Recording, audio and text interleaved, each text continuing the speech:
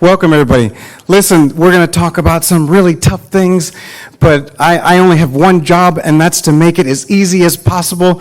So everybody up here are experts, and I'm just the comedy relief, okay? And so what I thought we would start with, if it's okay, is having the panel share their names and why this is important to them, and then we'll get started on some questions. And so the format will be, we've got some questions. It's what I call our warm-up questions. The goal is to be able to have you ask questions that you may be facing right now, because we really want to build an environment where we learn together. And everybody's unique environment gives us an opportunity to hear what you're facing, and our experts up here to help solve or answer or at least share from their experience what is there. So first of all, before we get started, all the speakers today and the keynote, round of applause, right? Great job.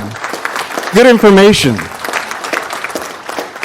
That makes our job easy. So we'll go ahead and start with Marshall. Who you are, where you're from, and why this is important to you.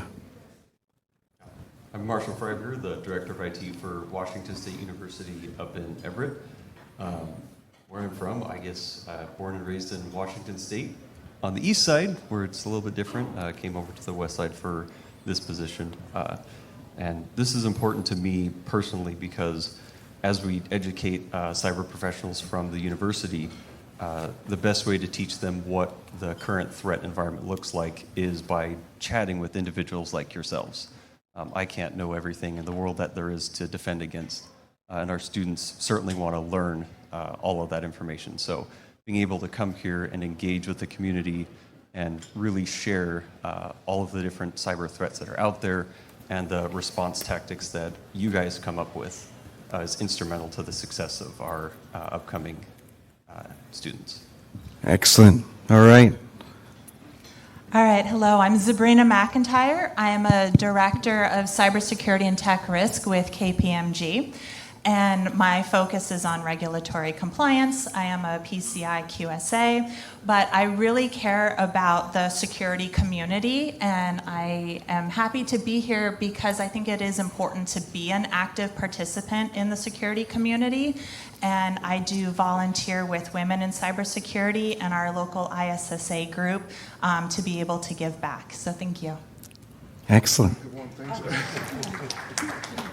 Yeah, all right. So my name is Boris Goncharov. That's the difficult name that's difficult to pronounce. I'm born in Kiev, Ukraine. I was raised in Bulgaria, which is Southeast Europe. And I consider myself citizen of the world, basically. I'm traveling a lot, in different places across the globe. I've been doing a lot of stuff in my career, almost 20 years in cybersecurity. I've been doing trainings for American Army in Europe. I've been doing training for US Air Force. A lot of engagements across the globe, so it's been really interesting, time for me. And what I learned from myself from all these years is that, especially nowadays when we talk with chatbots all the time and AI, and sometimes even people don't get, engaged anymore. They just communicate through AI, which is kind of weird. But I think that's what's important now is to continue, face-to-face conversations, to meet, people in the community, and share experiences and ideas in person if it's possible. And that's what I'm here for, to share and experience other ideas and be part of that community. That's the most important part, I think. Excellent. I always got a tough act to follow, so I'm noticing a trend here already. Good afternoon, everybody. My name is Jake Hammock. I am the Chief Information Security Officer and the Assistant CTO for the City of Seattle. Beyond grateful to be here today for one. And the question of, well, what do I really hope to see here today, be here, inspire, or diffuse? And one, I love education, I love face-to-face, I love the community aspect. I also encourage us, for one, that this industry will evolve. And it will evolve beyond the expertise that what we say here today. It will evolve beyond what we know today. We're going to talk probably about some really complex subjects, which I hope we do. And that would be from fiscal, it could be from quantum entanglement to a degree within encryption algorithms. But most importantly, why I love here today and what I hope to get out from this group today is challenge your systems thinking. How are you working together within your own coalition, within your teams? Have you reached out to an adjacent company, whether they be a competitor or not, within what you're doing or a public sector agency? Where are you working together within your teams? Have you hosted a conjoined workshop? Have you had a vendor bring you together?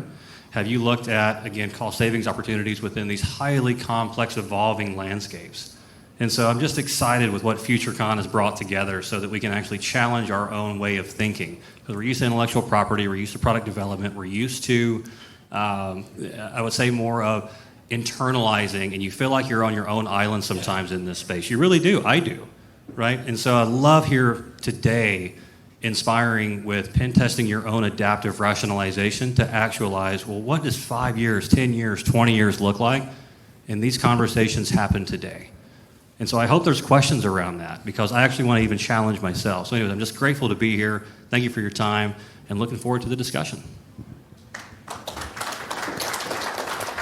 Great. Hey, everyone. Marc Olesen. I'm the CEO at COFENSE. I grew up in Canada, but live in the San Francisco Bay Area now. I think why it's important to me to be here, I think I'm going to share a lot of the same themes that have already been shared, but I really believe in, collective intelligence. I really believe in community protection.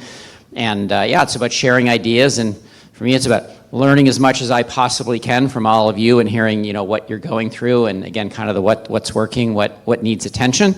And hopefully I can, reciprocate and give that back as well. So thank you. Excited to be here and grateful to be here. Excellent. So hi everyone, I am Cynthia Damian. I'm the Chief Information Security Officer for a fintech company called Valon, based out of Seattle, Washington. Was also born and raised, grew up in the Washington area. With that said, I've been in cybersecurity and risk management about 23 years now. And so why I'm here and why it's important to me is, one, I'm really passionate about education, knowledge sharing. I'm also part of the ISACA Puget Sound board, as well as some She Lead Tech subsidiary areas too of ISACA. And for me, a big thing too with local groups like this is, to everyone's point too, is that we're always learning. Even being in the industry over 20 years, things have evolved every single year. Evolved from things from being in the cloud was a big thing, and now it's AI and how we govern that. And so I think, what I enjoy also about this field is like we're continuously learning and also continuously teaching each other and learning from other practitioners. So glad to be here. Thank you. Excellent. I'm Tony North. As you know, I'm the jester. My goal is to get information out of everybody up here. Okay, we're all in this together. So these are all my friends. And I just want you to picture that you're at a fireside chat with your friends so you can ask questions. I'll start us out. Now, I work for the city of Seattle as well. I feel fortunate. I manage the technical support team there. But my claim to fame is I started, anybody who's here local, I started at Safeco Insurance in 1991. I was their first PC technician and trainer. And so I've just evolved from there. Today, I teach cybersecurity for a nonprofit. So I'm here to learn, just like you guys. And so we're going to start it out, and then as soon as I see a hand, I'm going to go to you. But to kick us off, Marshall, I'm going to go from my right to left, which is your left to right, and we're going to go ahead and start with Marshall here today. We're going to start with cyber resilience, just to give you an advance warning. How do you define cyber resilience, beyond the traditional security? That's really what we want to know. Cyber resilience, what a easy question to start with. Well, I wanted to warm you up, so. I guess in my definition of it, it's being aware and making sure that your personnel are trained and educated in what sort of threats are out there. Not just your cybersecurity staff, your security operations center, but really the edge of your environment is everyone that's part of your organization. Having all of those individuals trust that your security operations center is there to help them, right? They're not going to get in trouble for reporting a phishing email. They're not going to get in trouble for reporting a password compromise. bringing all of those people onto the same team because you are a part of the same team, that really postures your environment and your organization to be a really stable, cyber resilient environment. Okay, excellent. So far, so good? Anybody asleep? Okay, good. All right. Listen, if we could do that, that'll be the goal here. Okay, so are you ready, Zabrina? I got a good question for you. All right, friend Tony. Okay, here we go. So I know we've been talking a lot about the future of AI. If you watch the podcast, we talk about this. And so I want to know, and the audience wants to know, how do we combine strategy with AI and the counting and quantum computing capabilities that are coming out, right? This is the future for us. Oh, giving me the easy questions. Well, So AI and quantum, actually what we're seeing with some of our clients who are very forward-thinking is how to actually combine both of those challenges into the strategy roadmap. So AI might have surprised a few organizations with its speed of adoption, and we don't want to see that happen with quantum. So depending with the different roadmaps and timelines you look at, quantum might be further away or closer, but as we were kind of looking at the keynote from Jonathan earlier, it is a problem that you can do something about today. You can start thinking about it. And so that's where we're starting to see our clients try to frame both of those challenges in the same way of strategy. So they're not necessarily going to have the same solution, but at least start talking about them. okay. They're not that distant. We should at least have them on the strategy roadmap. Okay, excellent. So far, so good? Okay, any questions? All right, we're going to keep rolling. Listen, there's more drinks over there. Okay, Boris, okay, from out of town. Nice to see you, Boris. Let's talk about what tools and techniques show the most promise for deep fake detections. Deep fake detections. Deep fakes. This is a deep question here. Well, I would say that this is a fascinating topic in cybersecurity currently. And by the way, tomorrow I'm going to do an interesting demo on deepfake on stage and how easy it actually is to make with just a single picture of a person. So it's something that evolved very rapidly, and you'll be surprised to hear the answer. It's sometimes it's not really technological answer. It's analog countermeasure, basically speaking. Because there are some, of course, technologies that can detect this type of scams and attempts to deepfake a specific person. But the most kind of easy way to deal with that is to use some kind of code word, or you can try to establish a procedure when you set up a meetings with high executives, for example. It's kind of a very straightforward and easy way to handle this. But the problem that we are seeing is not, that. It's the problem of, how quickly these things are evolving and how difficult it is to kind of see the difference between the real person and the synthetic version of that person. Mm-hmm. So what we are seeing, and then we are going to kind of extend the question, because it's very narrow. Okay. What tools? So what the problem for me is synthetic reality in general. And synthetic reality, it's something far much beyond deepfake and this kind of stuff.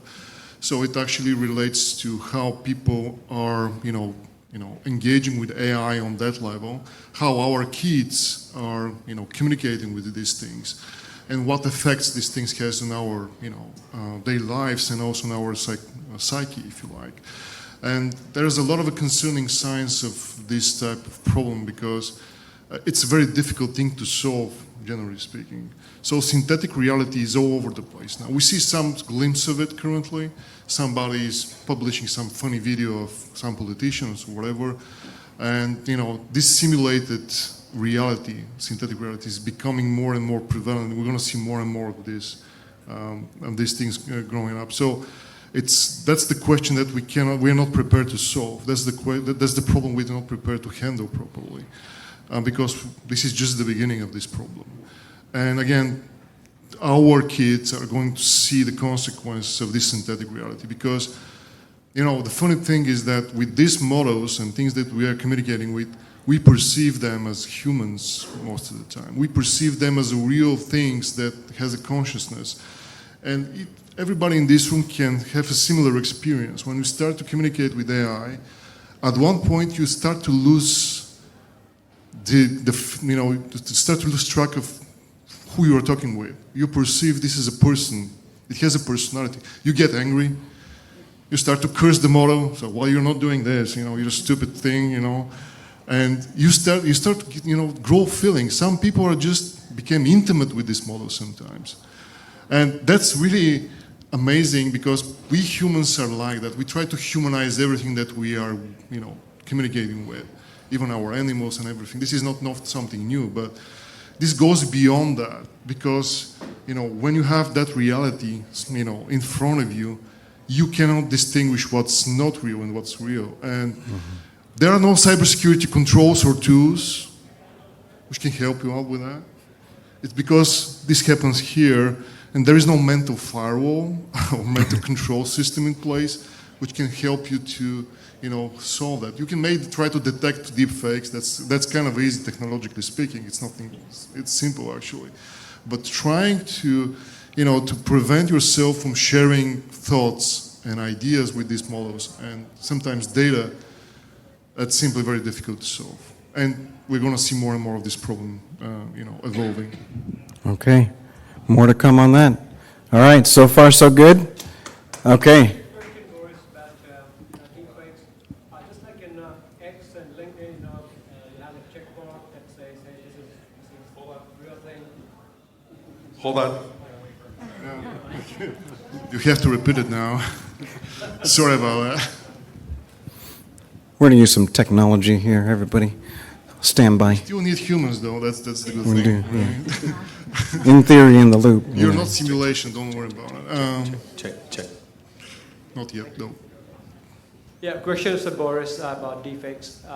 Follow-up question is, would something like what X has got, or for that matter, LinkedIn, having a check mark that says this is the real thing, and anything which is not check marked is may or may not be fake. So, do you think that's going to work on a global basis? No, I don't think it's going to work. What I think is happening now is that we lose control. We lost control, and you have to bear in mind that we may try to solve some of the problems through the big names in the industries, for example, Anthropic or OpenAI or the other guys. Gemini, of course, Google. All the big models are going to implement some countermeasures. They're going to watermark the content generated by AI and stuff like that. But people are forgetting that we have open source models, which are quite capable. And now there is I'm kind of experimenting with one kind of a text-to-speech type of model, which can run locally in your machine. And it's doing a very good job compared, for example, for 11 Labs, which is the leading AI for voice generation, voice cloning and stuff like that. So we don't have control over these things. And what is going to happen from my point of view is that we're going to see alternative, let's say, underground reality sort of AI, which is going to compete with the big names, because big names are, of course, monopolizing the AI space. But also you see the buildup of underground models, so to speak, uncensored, uncontrolled, fully at disposal of people that want to use them in a specific manner. So there is no solution to that problem. It's not going to be a solution. It's going to be like a, us versus them type thing, and we're not going to win this battle at all. We've seen this through history of technology. That there's always been something like this born, and then you have something that it's actually the mirror image sort of this technology in a worst possible sense of that word, really. So don't expect this to be kind of a solution to anything, really. Just superficial, I would say. Okay. All right, the next question, Jake, this question's for you. Go ahead, Ann. Okay, excuse me, Tony. I would like to go back on the service resilience question. On what? On what topic? Service resilience. Oh, service resilience, If your okay. company do not have a service resilience program, Yep, where would you start with a service resilience program? okay. Jake? Love the question. We're also in it. That's right. Okay, yeah, let me tell you what we're doing. I actually wanted to answer that question in the beginning of its origin, as there's not one maturity model that you can have. And yes, we all love NIST CSF 2.0. Yes, I'm sure that some of us have already applied CISO's Zero Trust Maturity Model within their pyramid structure. But does it really work in your environment, right? And do we really want to go through these 500, 600, 700, 800 questions to answer, and then we have an automatic score that would give us at the end? Because that's fun, and we used to do that as well. But I am going to challenge that question with, where are we building it? Not how are we building it, where specifically are we going to build resilience in our organization? Two-part question. One, within maturity itself. What we are doing in the city, for one, in measuring resilience, and I'll actually measure cybersecurity resilience first, but resilience within all of our availability monitoring, which has also shifted radically within the last 5 years with the amount of microservices. I'm going to go way down into the acronym rabbit hole. You asked for it. That's so, right. We're going to need a class on just the acronyms. Yeah, okay. Acronym behind? No, okay. So we get, microservices, executables, dynamic link libraries, indexes. We have serverless programs that are interconnected within these applications that we have never seen at the scale before. And especially if you have pipelines. I was a former CTO, so I love managing my pipelines within CI/CD and DevSecOps, and we love iterative development. But realistically, do we have the luxury to sustain that iterative velocity? We may not have that if we're measuring resilience, especially with AI that has interconnections within our core and even critical services. Big difference there. We have built what's called a cyber health index, for one. So we saw NIST CSF 2.0. We know there's going to be a revision. It has to be with MITRE ATLAS and all of our AI attack threat vector ontologies in these ontological structures of how we map the origin of these vectors. How do we assess our maturity, our gaps, appropriate our investments, especially in public sector, right? Our investments aren't as dynamic as much as we would want. And so we really have to be extremely crucial, careful within our strategy of how we implement and appropriate. So we have a 0 to 100 score within our cyber health index. We have quadratics. Yes, because I had to say quadratics at least once today. Okay. So we have our quadratic equations that output exactly what the 0 to 100 score is. And that actually gives us a feedback loop. And that's really cybernetics, by the way, which is a field I really see coming back. And that's, cybernetics is feedback. That's all it really means, right? It's none of this scary word. It's a feedback mechanism. I'll give you this actually in service resilience. And I'll make one more analogy, and I'll go into the availability side. It's a little different. Is when you're driving a car really fast, motorcycle, I used to be a bike rider years ago, and you take that curve, and you go really fast around that curve, or even with your wheel. How many of you, raise your hands, do you actually feel, and you actually make that sound of, right? You make that sound, you go around that curve really hard because you're tugging the wheel. That's actually a cybernetic feedback loop because your consciousness may have theoretically merged with the machine. We can model that as information, by the way. I encourage you to read information integration theory. We can model that as imaginary numbers and countable numbers within telling us, well, what is consciousness? We're looking at that now, in a way, no different than how we look at applications. So imagine that we want to monitor, we want observability. We want to have governance, which is an incredibly difficult target to hit in the age of AI. We say it, but where's the how, where's the where, where's the what's? Mapping interconnectedness. Feel the application itself as you tug that wheel, go around that curve. Know where all of the services are. Do you have MCPs or RAGs or agents that are communicating and inspecting all these IDE terminals at scale?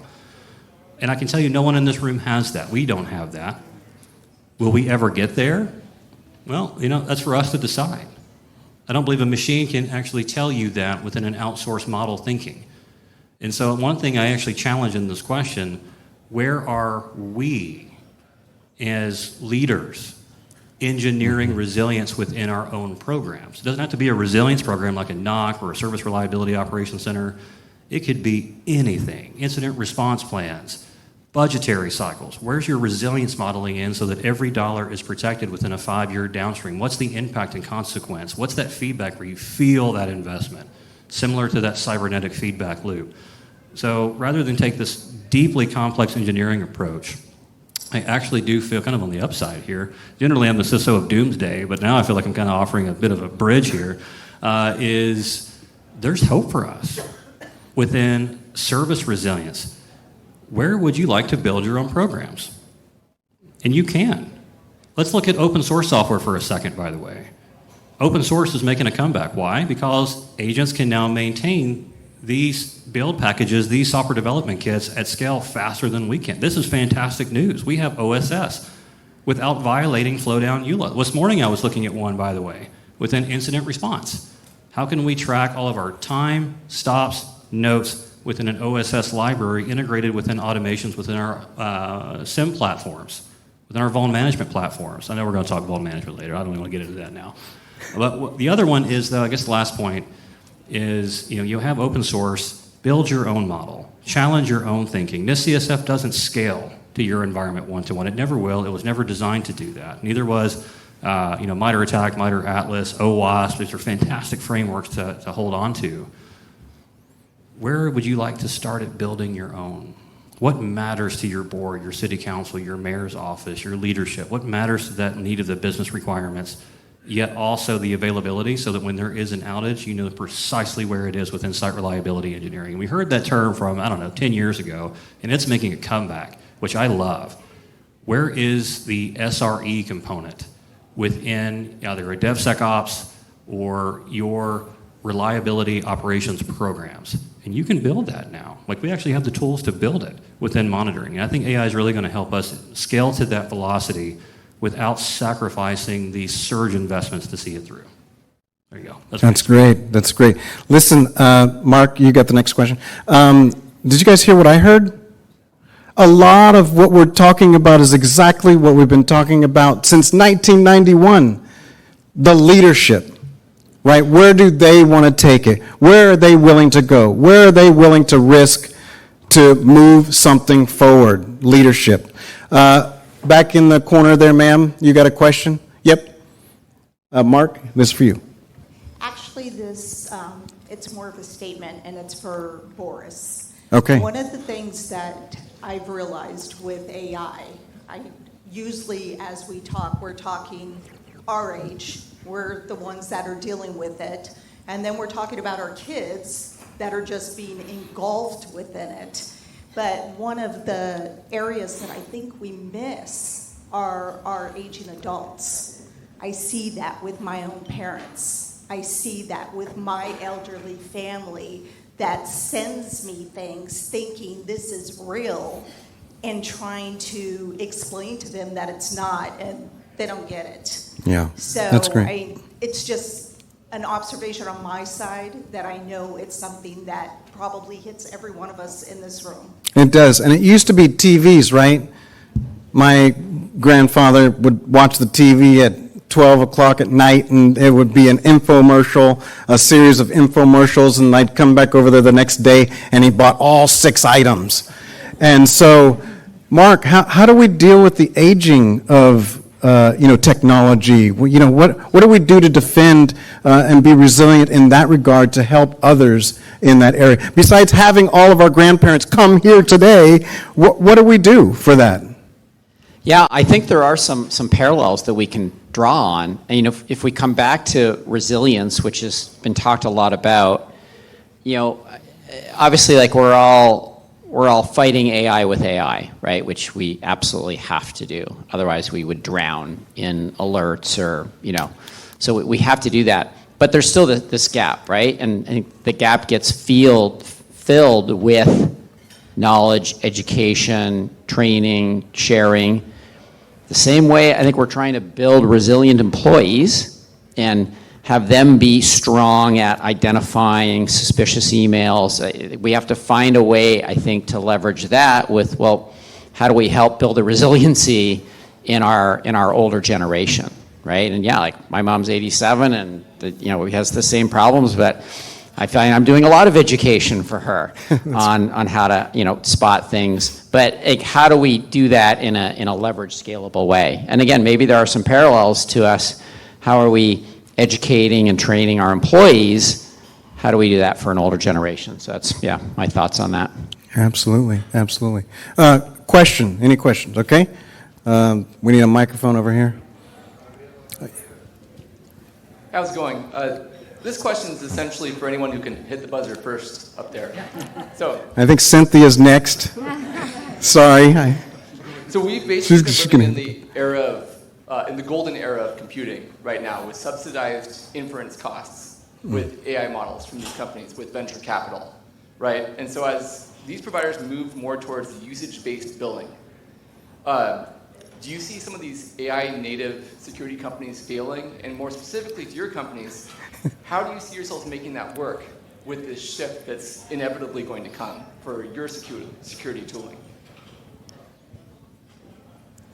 That's very specific. Yes, that was. Sorry, Cynthia. This is I told you guys, we're going to get questions. Yeah, so I mean, could go very many directions, but maybe I'll counter that with, with the number of security practitioners in the room today, how many of you in your companies today have adopted AI-enabled processes in your own workflows in business? Can you see a raise of hands? Okay. To that point, the direction is investing in it, whether it's like, hey, as an example for our company today, we're a very AI-first fintech company where from leadership down, everyone has Cloud Code unlimited tokens, as an example.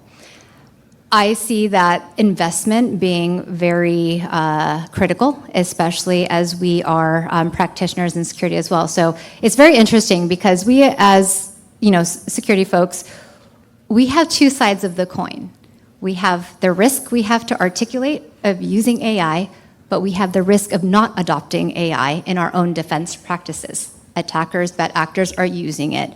Proliferation of easy attacks, et cetera, vulnerability exploits. We've all heard of Anthropic, potentially releasing Mythos and the whole Glasswing thing coming down the pipeline in July. And so with that, we really need to also be AI forward in our own security practices. So it's definitely a balance. I'd say investment into AI tooling, and whether that means, if you have not adopted that yet, start to have the conversations with your own leadership of how, what is our strategy as a company so that we're not behind to help protect us as well against it. So it's actually a good segue because to that point in investing in adopting AI usage. So I will say, even today, I talked about our company being very AI forward. From our CEO down, if you're not using AI in some way, you are behind.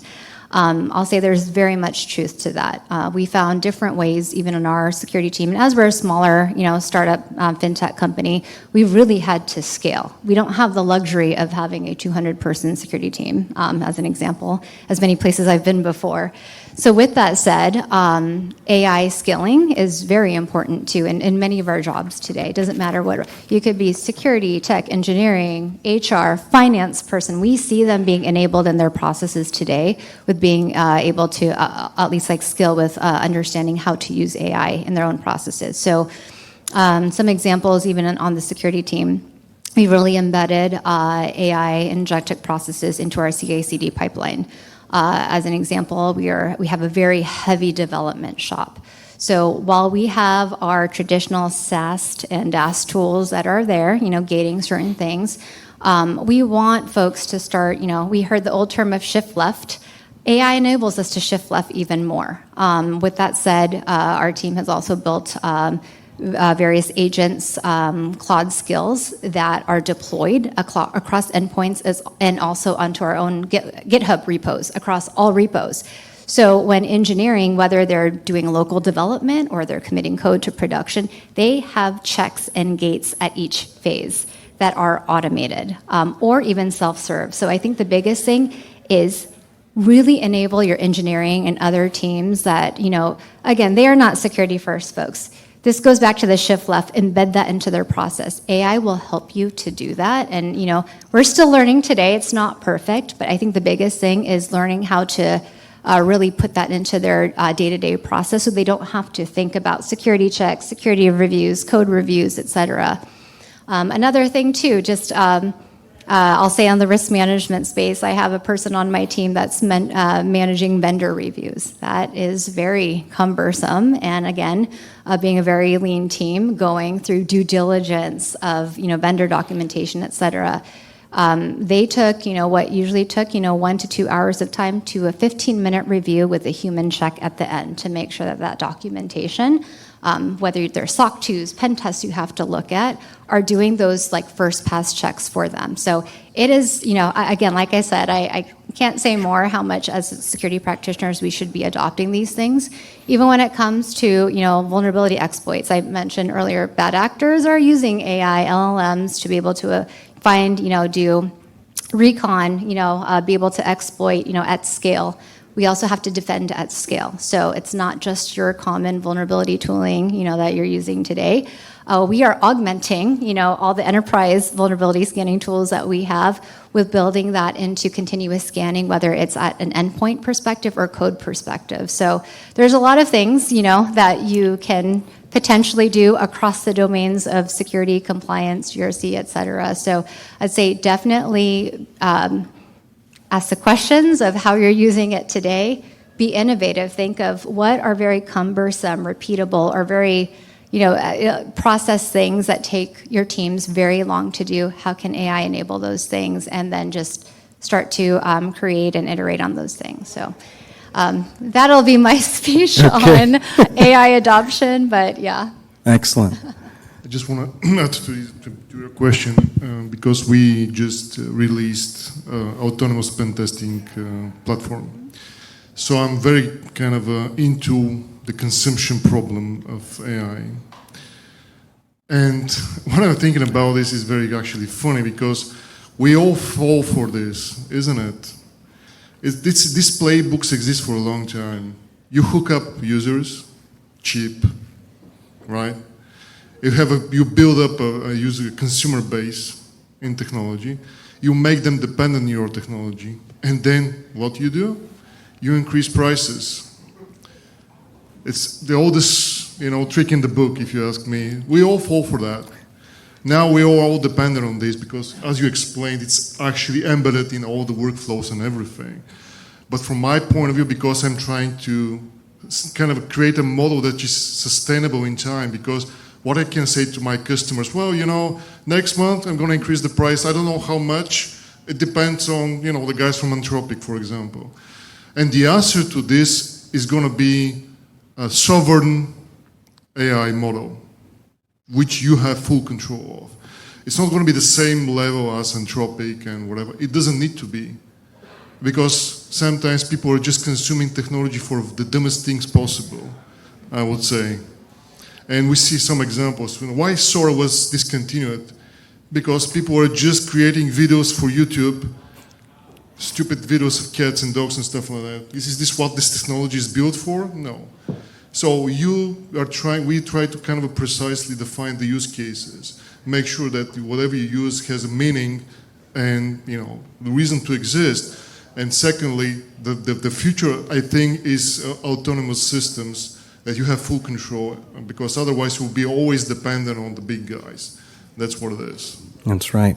Okay, Marshall, you're next. Just a second. So, by the way, everybody still awake? Whew, okay. Listen, we're going to do a chair exercise, okay? And we're going to do something here from Seattle that you guys all know started here. We're going to raise our hands up and say woosah, and then put our hands down, okay? And we're going to start over here and go this way. We're just going to take a chair break, okay? These are heavy topics, and we just sometimes need to let the air out. Okay, we're going to start over here. Ready? Arms up, arms up, arms up. Keep going all the way across. Arms up, arms up, arms up. Good, now I know you guys are awake. See, there was the trick to this, by the way. Okay, so we've got a next question here. It's for Marshall. Sir? With the microphone? Yep. Next, yeah. Yeah, what Jake just mentioned a short while ago is pretty fascinating about agents being able to maintain open source code and hence. The first question that comes to my mind is going to reduce the cost of doing business. And question is, how would the hyperscalers react, because they all work on the subscription model? So these are large questions on a global scale, so I don't quite know what might happen to the cost of doing business with the hyperscalers and with technology in general. Excellent. Marshall? That's a tough one. It's tougher than the first one. It is tougher than the first one. Okay, for sure. good. That is really the struggle with managing AI prompts and responses, especially in the public sector, when you have to try and maintain by law what all of these prompts to large language models are and what all their responses is, even if someone's just asking their Copilot agent, what is the weather today? And they get a 10-page long response. That's something that public sector has to maintain for X number of months because it is a public record that now exists. These hyperscalers, it's not just the large language models that they're computing, it's not the graphics cards that they're burning up GPU time to provide these answers to you. Mm-hmm. It is an enormous amount of data that is generated, whether it's images or videos or pictures of cats or your dissertation that you're working on as a student that you've submitted, didn't get it quite right, tweak your prompt a little bit, resubmit, didn't get it quite right. All of this data is generated and it's all landing in all sorts of places. We've already seen increases in prices in cloud storage across the board. OneDrive storage used to be pretty limitless. A free account could have all kinds of storage in there for whatever your personal use case was. Now it's not the case. You get a couple of gigabytes that you barely get used to, putting some pictures into. You're out of space. You are now subscribing in order to increase those that access to cloud storage for yourself. For my institution specifically, that means less reliance on those cloud storage services. We love OneDrive. It makes sharing documents and homework and projects with each other super easy and super convenient.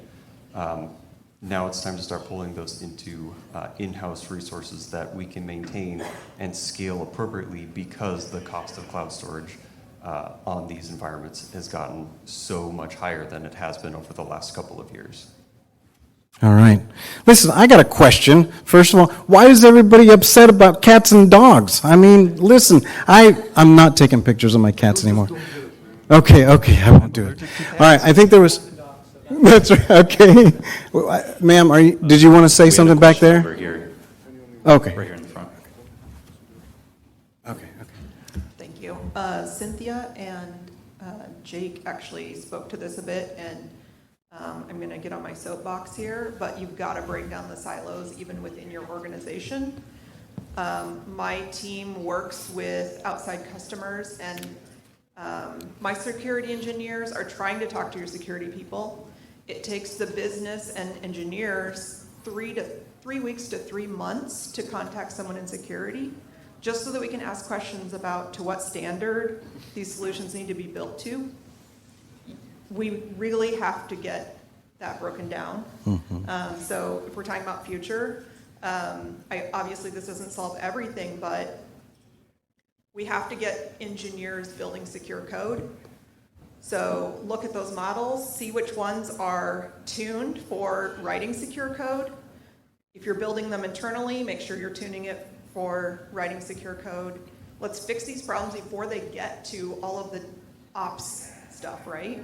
Like, how long does it take to notice something in your SecOps system, try and figure out who's going to work the ticket, who's going to figure out which team deployed it, how to get a ticket into their backlog, and then that person has to go try and solve the problem when the dev could have been notified if they're running SAST or DAST tools before it gets deployed. So thank you for speaking to those things, and would love any of your reactions here. Yeah, Zabrina, how do we deal with that? I mean, there's just too much going on. We don't have enough people. This is the same resource issues we faced in 2000. What do we do?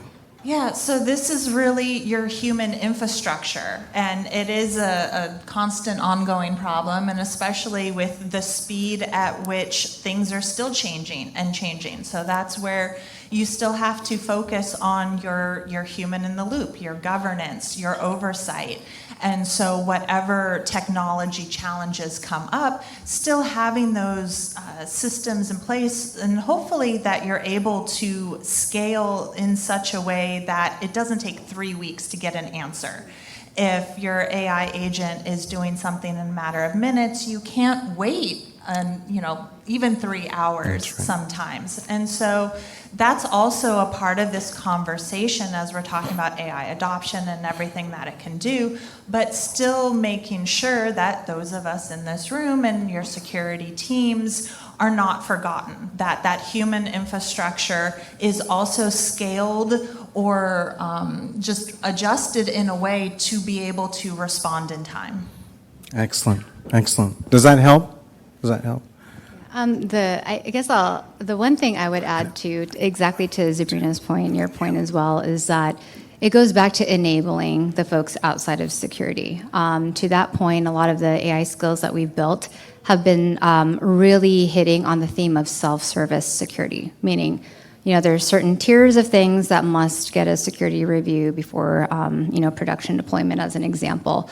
But to that point, a lot of these things that, they can review, whether it's code or design or architecture or whatnot, there's a lot of hygiene things that can just be fixed by them. If they are able to run it themselves and they are enabled with the right tools without anything being super complicated, the easier it is. Because usually by the time they come to us, and again, we're still working at that, by the time these other teams come to us for a final security review, and whether we're delayed or however long it takes for us to get, the actual review itself is that much quicker. It cuts our time in 50%. If you they're already clearing out the hygiene problems. These are the very low-hanging fruit you could have scanned on your own.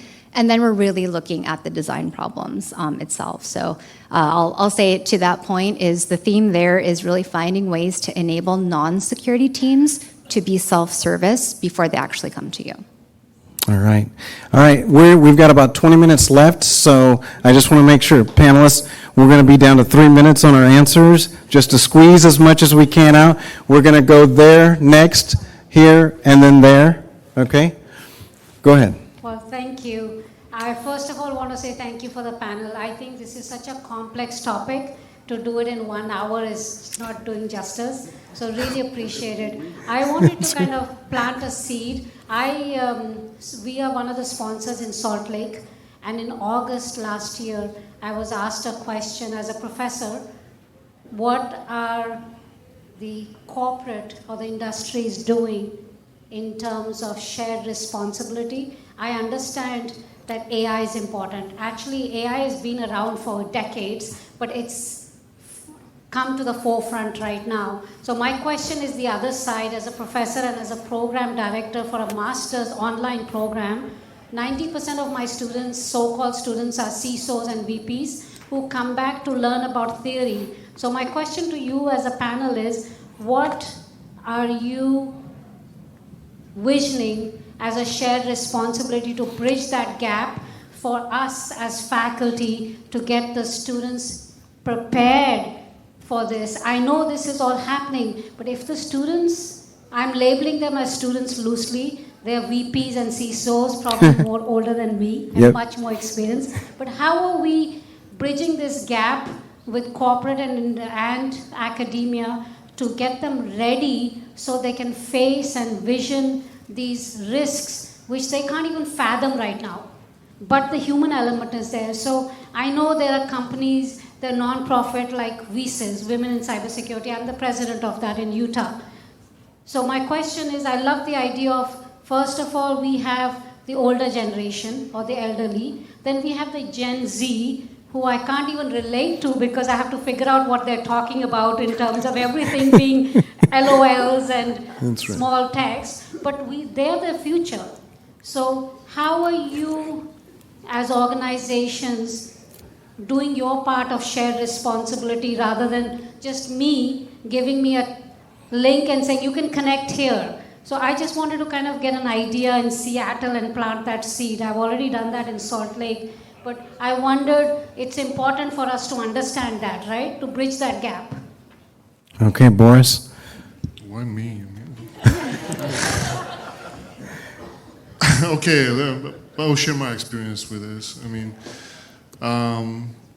the way my company is trying to kind of work through this is, first of all, we try to start even from schools, right? We do programs and we try to educate kids on, internet safety, on AI safety, all the other things that we do this, of course, just with the idea of, giving some insights to these young people. As you said, it's very difficult to understand what they are saying, because you need a translator, or maybe you can use AI to translate what they're trying to say to you back.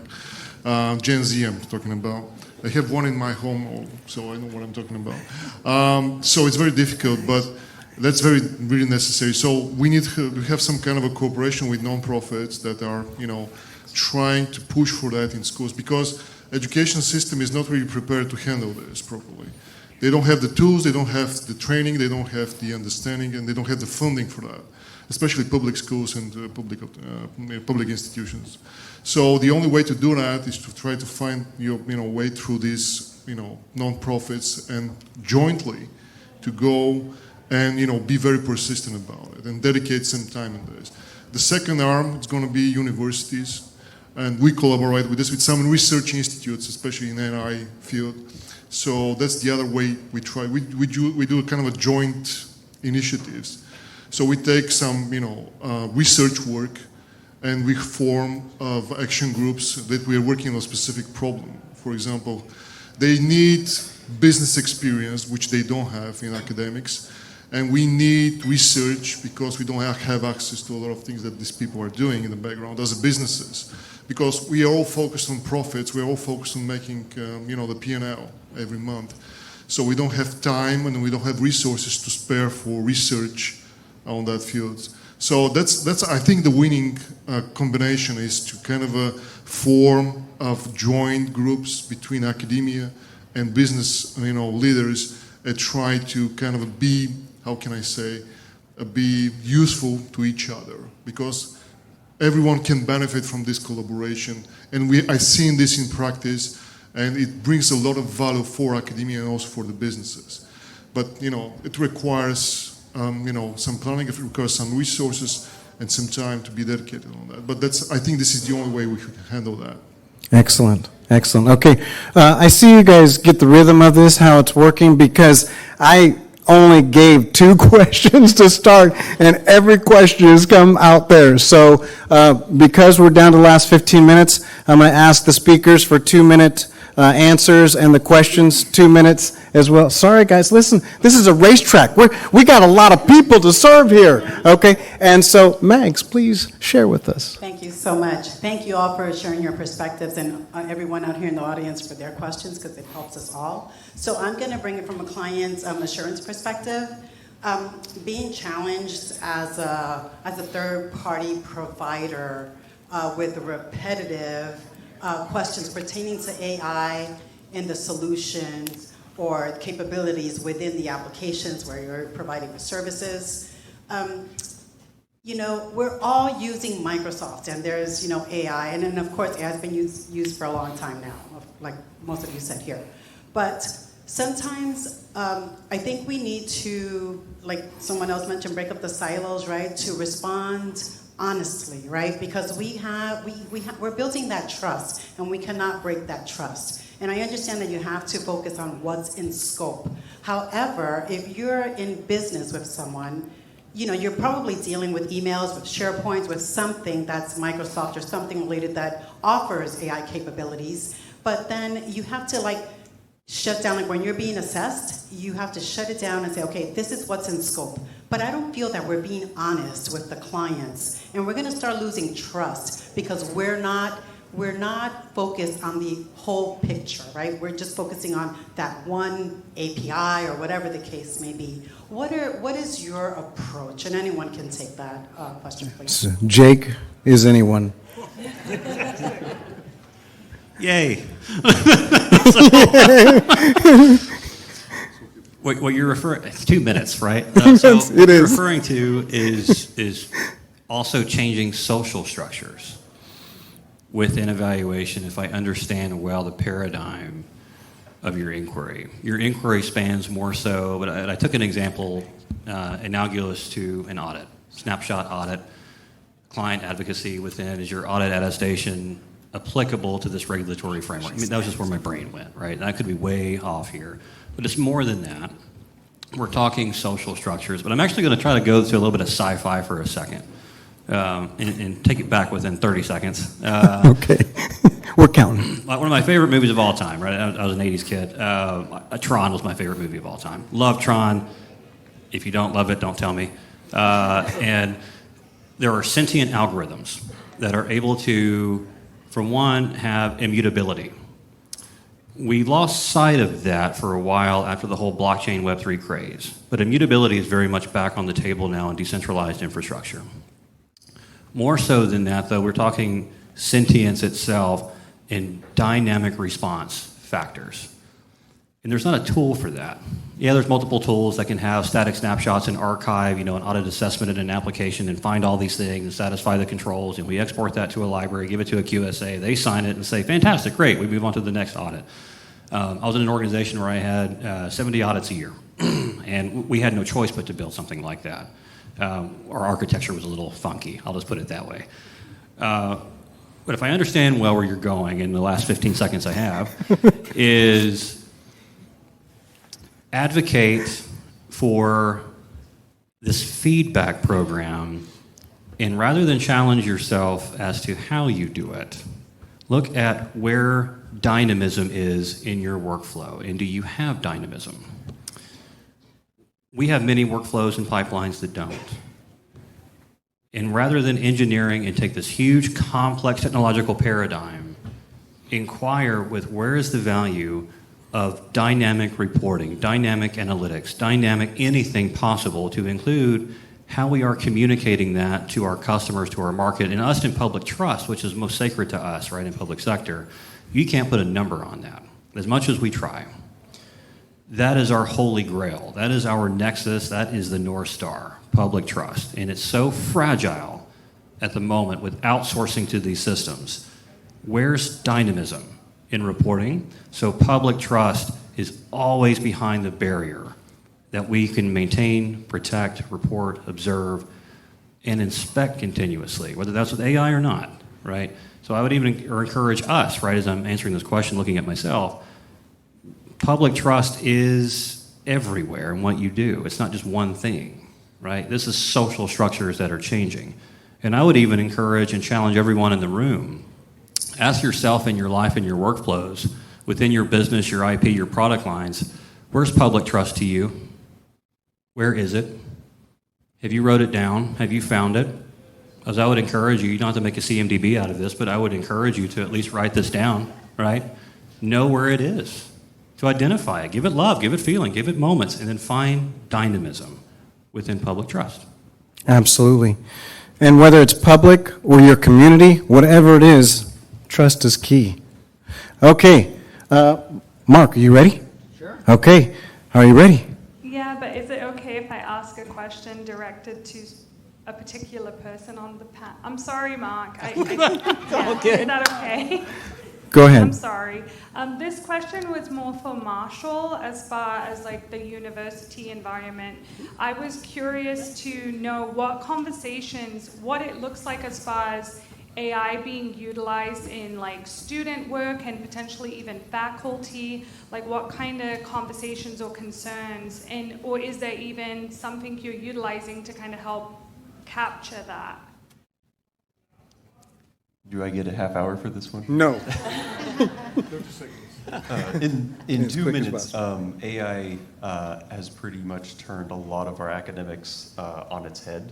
A lot of the academic colleges are dealing with that on the instruction side and really teaching our students how to be AI empowered in all disciplines, not just software engineering, not cybersecurity, in communications, in biology, in chemistry, to understand AI is a tool to be leveraged that can empower you to do more, but also understanding that it is dangerous to put spicy data within large language models.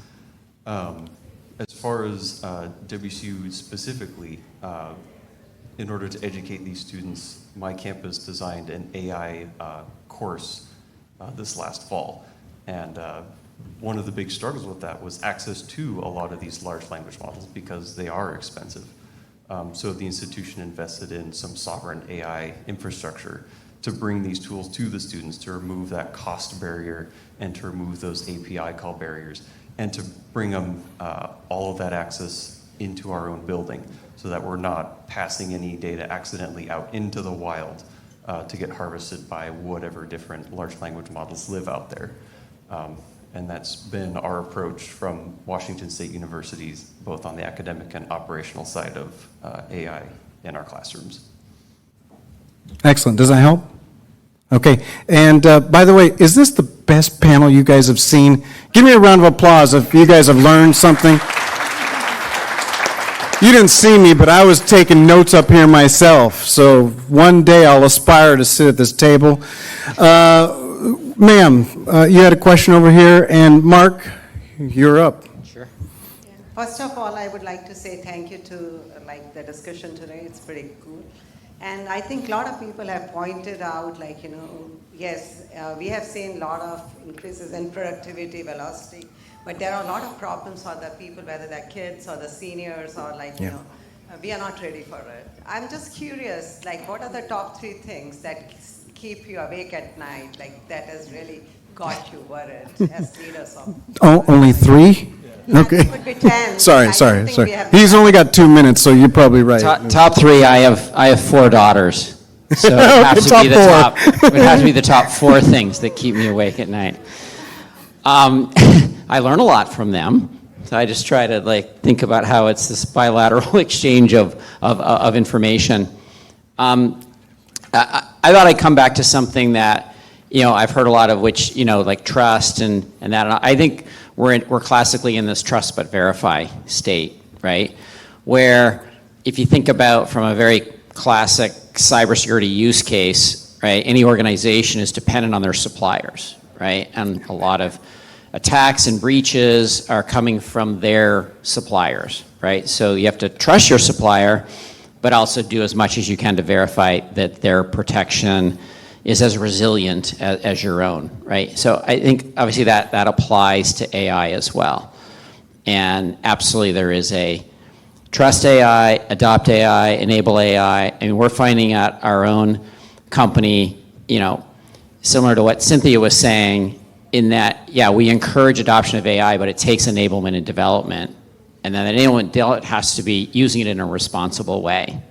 And I think when you have then these downstream dependencies of organizations, partners, et cetera, that are using AI, again, how do we ensure that they're using it in the most responsible way? I think it's a difficult challenge, right? It's not something that I think is easily solved, but it definitely takes a shared responsibility to get there. Okay. Whew, that was almost 2 minutes. Hey, Marc, great job. Okay, Cynthia, you're next. Okay, Anne. Well, what I wanted to do is comment in regarding to, I'm a professor at a university, and I wanted to help her out in regarding to the partnership and alignment, because that's what we do. We have a board where we partner with the corporation, and on new technology, we actually ask those questions, from the different corporations on what are those items that you want us to embed in the syllabus, et cetera, et cetera. And we are currently embedding AI into the syllabus because AI is a tool. Right. It's just a tool. So excellent. You might want to partner with the corporations in your area. That's City University, right? City. As well. Excuse me? Where at? Where's your? City University. Excellent. So you might want to do that. Okay. Thank you. All right. I think this gentleman right here is next. Here it comes. Okay. Everybody just wait. It's coming. It's coming. Thank you for the whole right. panel. Cynthia? In case, my question is a more fun one. And at what point of time do companies like Palantir and Anduril can make Skynet a reality? Sorry, could you repeat the question? Anybody can answer it. What? No, just repeat the question. Repeat the question. When are we getting Skynet? Yeah. When are we getting Skynet? The advent of companies like Palantir and Anduril, when can Skynet become a reality? Yeah, it's here already, I think.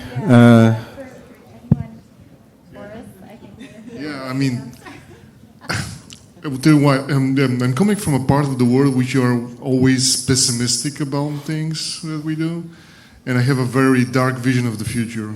But yeah, you can tell. I mean, just I think that we already have that with these companies.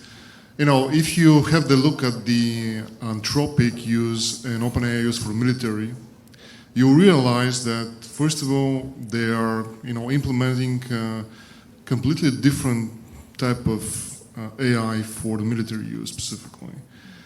And this is very lucrative in many ways. And we're going to see this arms race just, going up and up and up.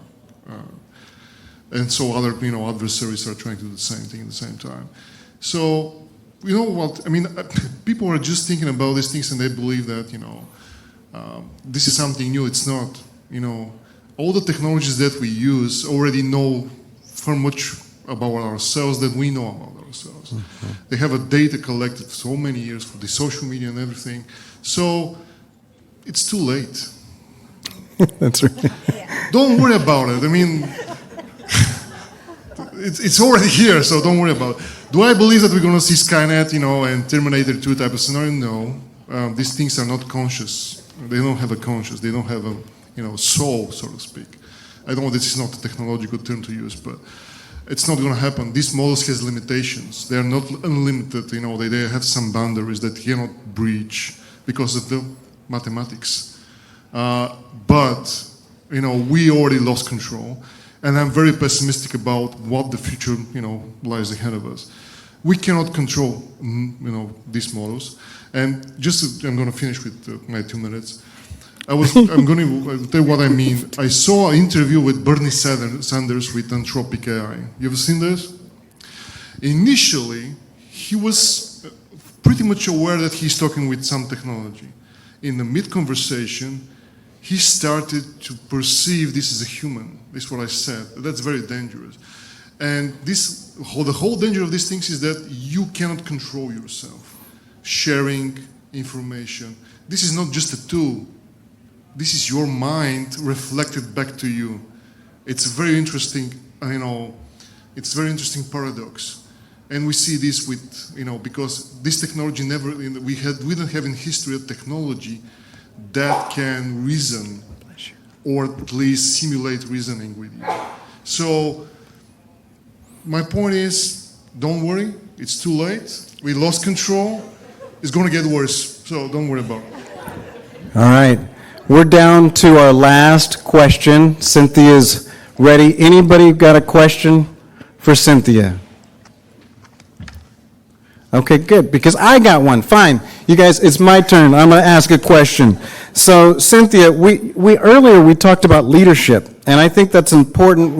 Matter of fact, there were lots of examples here where leadership can drive what we need to know, what we need to do. Taking risks, it may be part of that. So, how do we shift the organizational culture towards that shared responsibility? Yeah, so I think this goes back to fundamentals of actually understanding the risk to the business, right? It's a lot of times our leaders, it's like, okay, fortunately a lot of folks I feel like are probably at the end of the spectrum are kind of a little bit afraid of AI, and some are at the other end of the spectrum completely embracing it.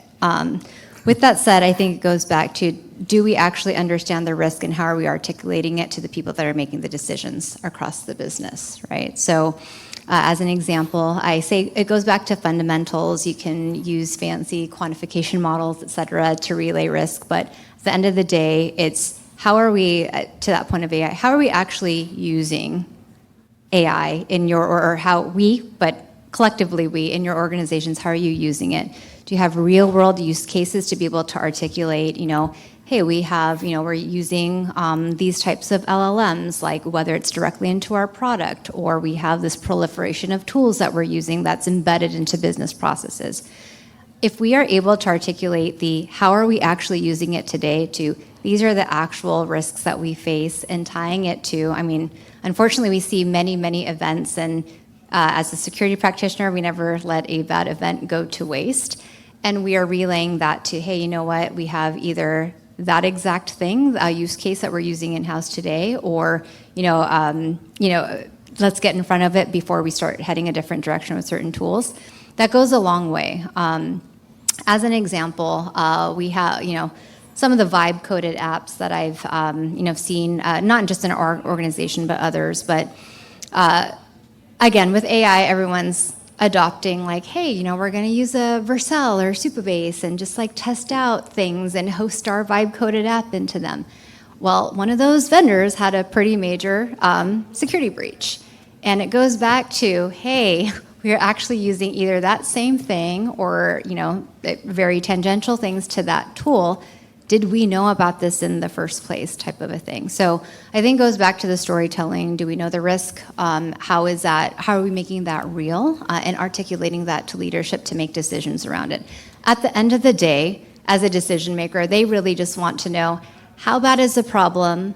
What are we actually doing about it? And what do we need to decide on to be able to, actually address or mitigate that risk? And so, again, it goes a long way, but it goes back to kind of like risk management 101, I'll say, in articulating the risk to the business and to those decision makers. Excellent, excellent. And how much is it going to cost? Yeah, that's right. That's the other right. part is like, what do we do about it? And then what's the money behind it? Yeah. See, we could continue to go on for hours, just so you know.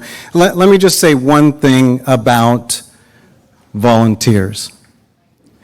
Volunteers are the people that sit up here and share knowledge because we know one thing about this room with everybody. We're all facing the same thing. And when a volunteer can come up here and share about their world to help others, there's something about that. So let's give a round of applause to these great folks that are volunteering their time. Friends of mine, and now friends of yours. I also want to say thank you to the organization FutureCon, right? If it wasn't for them and their sponsors and speakers and keynote to enable us to get together, I think there is something about that. They're also helping us do something important, which is be together, learn together, and help each other. Don't forget to meet everybody while you're here and use the most powerful tool that we have, which is your mouth, to network with other people. Thank you all very much. Thank you. Round of applause to FutureCon. And with that, Kim, thank you for allowing us to be up here and make a whole bunch of noise. And thank you guys. Have a great afternoon.